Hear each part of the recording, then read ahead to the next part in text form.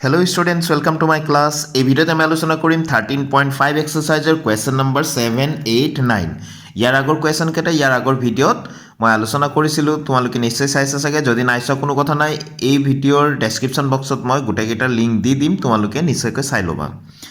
তো এতিয়া চোৱা কুৱেশ্যন নম্বৰ 7টোত কি দিয়া আছে, এটা গুদামঘৰৰ জোখ 40 মিটাৰ বাই 25 মিটাৰ বাই 10 মিটাৰ, অৰ্থাৎ গুদামঘৰৰ জোখ মানে দিক প্ৰস্থ আৰু উচ্চতাৰ মানকেইটা দিয়া আছে। অৰ্থাৎ গুদামঘৰটো আয়তীয় ঘনক আকৃতিৰ, হয়নে? দিক প্ৰস্থ উচ্চতা দিয়া মানে আয়তীয় ঘনক আকৃতিৰ।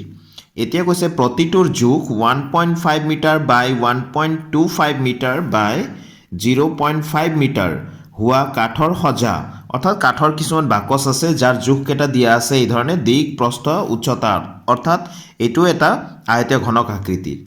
এনেকুৱা ধৰণৰ কাঠৰ সজা এই গুদামঘৰত সৰ্বাধিক কিমানটা থ'ব পৰা যাব নিৰ্ণয় কৰা। একেবাৰে সহজ কুৱেশ্যন। আমি কি কৰিম, প্ৰথমতে গুদামঘৰৰ আয়তনটো আমি উলিয়াই ল'ম, তাৰপিছত এই কাঠৰ সজা অৰ্থাৎ এটা বাকচৰ আমি আয়তনটো উলিয়াই ল'ম।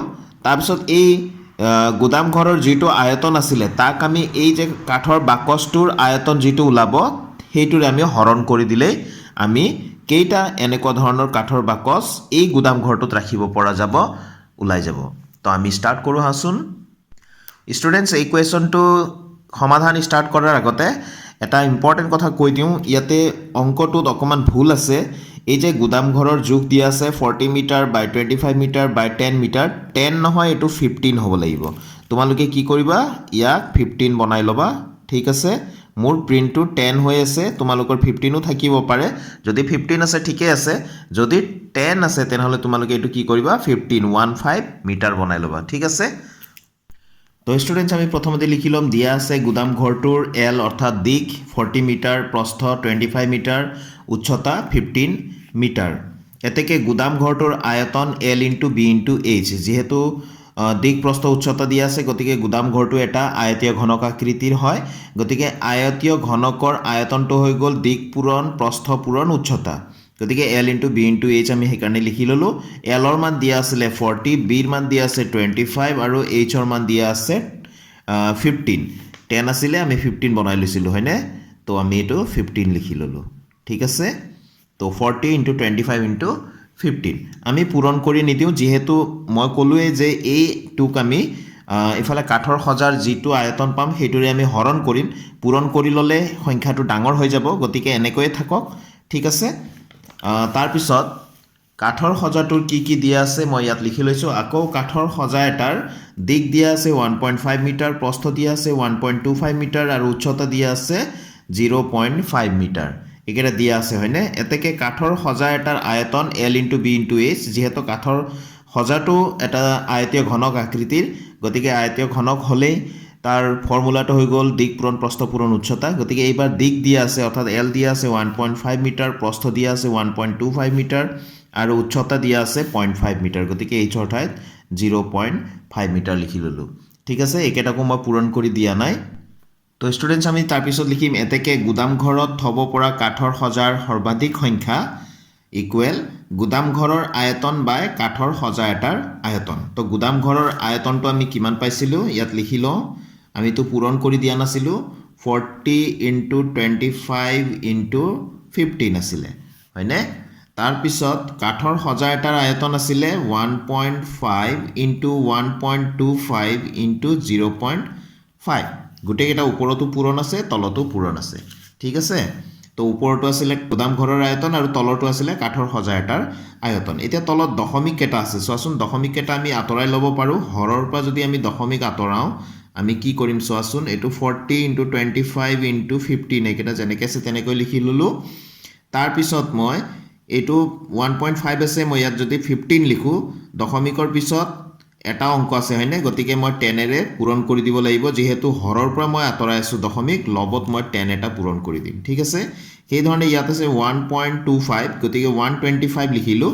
125 লিখোঁতে দশমিকৰ পিছত ইয়াত দুটা অংক আছিলে, গতিকে একৰ পিঠিত দুটা শূন্য, অৰ্থাৎ এশৰে মই লবত পূৰণ কৰি দিম, যিহেতু মই হৰৰ পৰা দশমিক আঁতৰাই আছোঁ।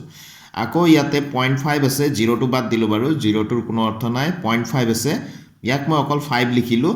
তো ইয়াত দশমিকৰ পিছত এটা অংক আছে, গতিকে আৰু এটা 10ৰে মই পূৰণ কৰি দিম, যেহেতু মই হৰৰ পৰা দশমিক আঁতৰাই আছোঁ ঠিক আছে তো এনেকৈ আমি দশমিকৰ লগত ধুনীয়াকৈ খেলিব জানিব লাগিব তো এতিয়া আমি কি কৰিম এই 15 টো কাটি দিলোঁ 25 এৰে 125ক 5 বাৰ যাব 5 বাৰ যাব হয়নে তো 5 এৰে আকৌ আমি ইয়াক কাটি দিলোঁ 5 দুগুণ 10 ঠিক আছে তাৰপিছত আকৌ মই ইয়াত কাটি দিলোঁ এইটো 5 এৰে আকৌ ইয়াত 5 8 গুণ 40 ঠিক আছে এতিয়া চোৱাচোন কি কি থাকিলে 8 থাকিলে 2 থাকিলে ইয়াত 100 আৰু 10 থাকিলে তাৰ মানে 8 দুগুণ 16 8 যা কিমান পালো আমি 16 আৰু 10 আৰু এইটো 10 আৰু 100 পূৰণ কৰিলে কিমান হ'ব 1000 হ'ব হয়নে গতিকে 16 into 1000 16000 তো 16000 টা বাকচ আমি গুদাম ঘৰটোত ৰাখিব পাৰো ইয়াত টা বুলি লিখিলে হ'ল ইমানটা তো এইটো হৈ গ'ল আমাৰ উত্তৰটো একেবাৰে সহজ আছিল হয়নে তো আমি নেক্সট কোৱেশ্যনলৈ যাওঁ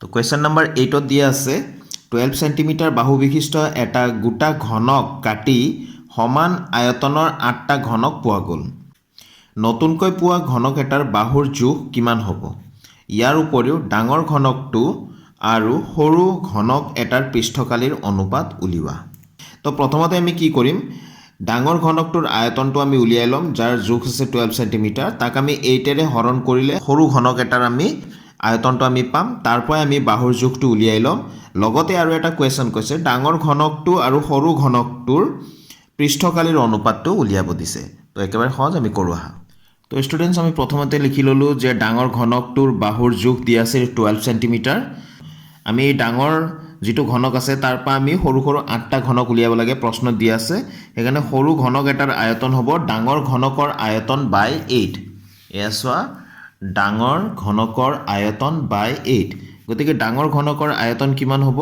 ঘনকৰ আয়তন মানে আছিল বাহু কিউব অৰ্থাৎ যেটো জোখ দিয়া আছে তাক কিউব কৰিলে হ'ল তো 12 কিউব আৰু বাই 8 হয়নে তো এতিয়া আমি 12 কিউবক আমি এনেকৈ লিখিব পাৰো 12 into 12 হয়নে তো 8 আছে এটা 4 2 যা 8 4 3 যা 12 2 ৰে ইয়াক আমি 6 টাইম কাটি দিলো হয়নে তো এতিয়া আমি এইকেটা মাল্টিপ্লাই কৰি দিলে হ'ল আমি পূৰণ কৰি পাও 216 যেহেতু সেন্টিমিটাৰ আছিল তো এটো সেন্টিমিটাৰ কিউব তো সৰু ঘনক এটাৰ আয়তন আমি পাই গলো 216 সেন্টিমিটাৰ কিউব ইয়াৰ পৰা আমি সৰু ঘনক এটাৰ বাহুৰ জোখটো আমাক উলিয়াব দিয়া আছিল গতিকে আমি ইয়াৰ পৰা উলিয়াব পাৰিম তো আমি লিখিম এই ধৰণে এতেকে নতুনকৈ পোৱা সৰু ঘনক এটাৰ বাহুৰ জোখ হ'ব আমি ইয়াতে এটো দিম কিউব ৰুট 216 ঠিক আছে ঘনমূল এটো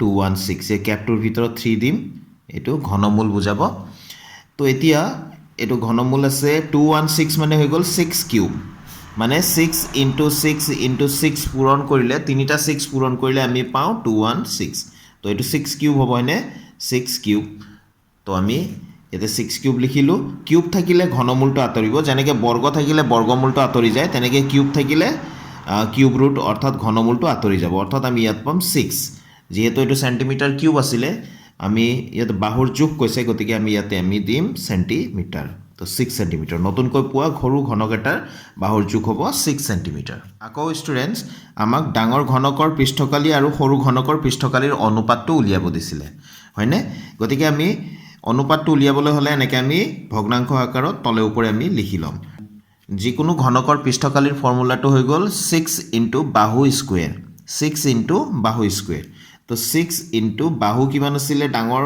ঘনকৰ 12 আছিল তো 12 স্কয়াৰ তাৰপিছত সৰু ঘনকৰ পৃষ্ঠকালি ফৰ্মুলাটো হেতুৱে 6 into বাহু স্কয়াৰ গতিকে ইয়াতো 6 বাহু কিমান আছিল ইয়াৰ আমি পালো অকমান আগতে 6 বুলি তো 6 স্কয়াৰ এই 6 টো কাটি গ'ল তাৰপিছত 12 স্কয়াৰক আমি এই ধৰণে লিখিব পাৰো 12 into 12 আৰু এই 6 স্কয়াৰক আমি লিখিব পাৰো 6 into 6 তো 6 2 যা 12 6 1 যা 6 6 1 যা 6 6 2 যা 12 তো আমি পালো ওপৰত 4 আৰু তলত 1 তো এতেকে নিৰ্ণয় অনুপাতটো হ'ল 4/1 মানে আমি এনেকৈ লিখিব পাৰো অনুপাতত 4:1 ঠিক আছে তো নিশ্চয় তোমালোকে অংকটো বুজি পাইছা তেনেহলে আমি লাষ্ট কোৱেশ্যনটোলৈ যাওঁ এতিয়া কোৱেশ্যন নম্বৰ 9 ত কৈছে 3 মিটাৰ গভীৰ আৰু 40 মিটাৰ বহল নদী এখন ঘণ্টাত 2 কিলোমিটাৰ বেগেৰে সাগৰলৈ বৈ গৈছে 1 মিনিটত কিমান পানী গৈ সাগৰত পৰিব ভেৰি ইন্টাৰেষ্টিং কোৱেশ্যন ইয়াত চাবা গভীৰতা অৰ্থাৎ উচ্চতা গভীৰতা আৰু উচ্চতা একেই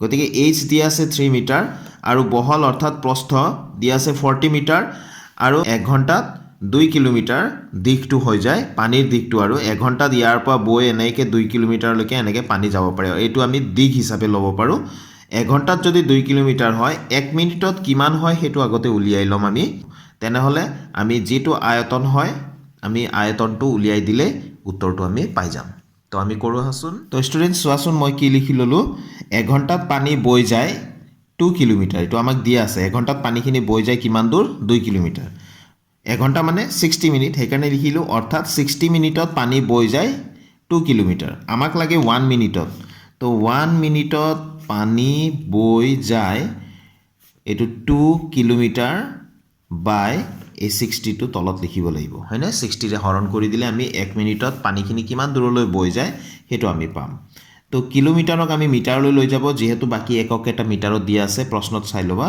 তো 2 * কিলোমিটাৰ মানে 1000 মিটাৰ হয়নে 1 কিলোমিটাৰ মানে 1000 মিটাৰ তো 2 কিলোমিটাৰ হলে 2000 মিটাৰ তো তলত আছে 60 তো এইটো কাটি দিলো 2 3 গুণ 6 তো আমি তলত পালো 3 আৰু ওপৰত কিমান আছে 100 আৰু এটো মিটাৰ ঠিক আছে নে এইটোৱে আমাক কি দিব দিশ দিব তো স্টুডেন্টস আমি লিখি লম এতিয়া L = 100/3 মিটাৰ অকমান আগতে যে পালো আৰু B = 40 মিটাৰ আমাক বহল কিমান দিয়া আছে 40 মিটাৰ প্ৰশ্নত চাই লবা আৰু H গভীৰতা দিয়া আছে 3 মিটাৰ তো স্টুডেন্টস আমি এই ধৰণে লিখিম এতেকে 1 মিনিটত সাগৰত গৈ পৰা পানীৰ আয়তন হ'ব L * B * H ঠিক আছে L ৰ মান কিমান আছিল S 100/3 তো ইয়াত লিখিম 100/3 B ৰ মান কিমান আছে 40 আৰু H ৰ মান কিমান আছে 3 তো এই 3 কাটি দিলো গোটা সংখ্যা মানে সদায় ওপৰৰ